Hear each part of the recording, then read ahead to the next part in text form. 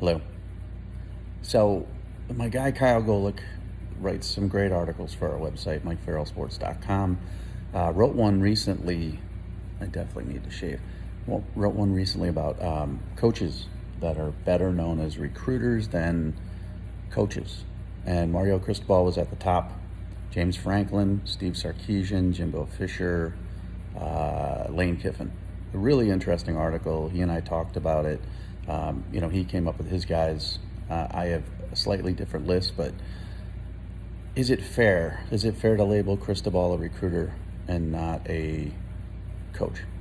He won the Pac-12 twice, but he's also been recruiter of the year when he was at Alabama. Known for tremendous recruiting classes, but guy who wins the Pac-12 twice and beats Ohio State in Columbus has to be a good coach too, right? I mean, it's an interesting argument. Franklin the same. I mean, they don't have great records against top 10 teams, especially James Franklin. 2016, he won the Big Ten, got screwed out of the playoff. Who knows? If that team goes to the playoff, does some damage, wins a national championship, we got a different perspective on him completely. Jimbo Fisher has a national title, but everybody says, well, it was Jameis Winston. He can't develop quarterbacks because he's struggled doing that since. So his coaching resume comes into question as well, and 5-7 last year doesn't help. On and on. Lane Kiffin, he's an interesting one. I don't think he's that elite recruiter. His recruiting at USC was hampered by sanctions, and it was great. I mean, mostly 4 and 5 stars in every class. Tennessee, the 1 year recruiting was great.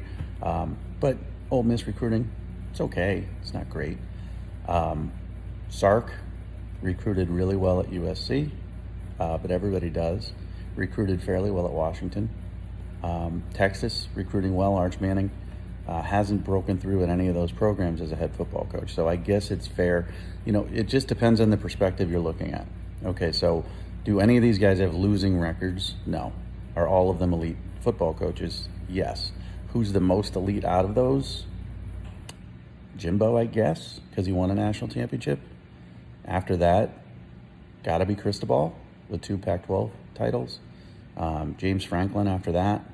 So you can order them based on coaching success and record, but are they recruiters and not coaches? One guy that wasn't on this list that a lot of people questioned was Ryan Day. 45-6, I believe his record is at Ohio State. Top 3 recruiting classes every year. Took over for Urban Meyer. Just seamless transition. But 2 losses to Michigan in the last 2 years. That means 2 years without a Big Ten title. All of that stuff is a big deal, of course, to Ohio State, who have, dominated Michigan over the years.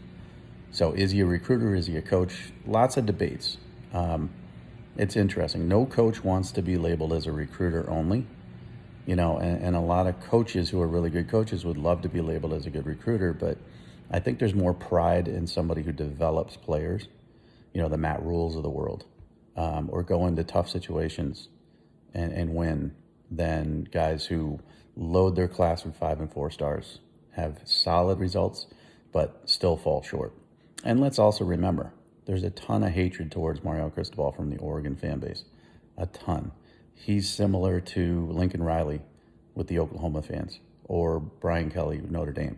He gets a lot of grief. A lot of people scream really loud in the Twitter and social media universe about how bad a coach he is because he left you.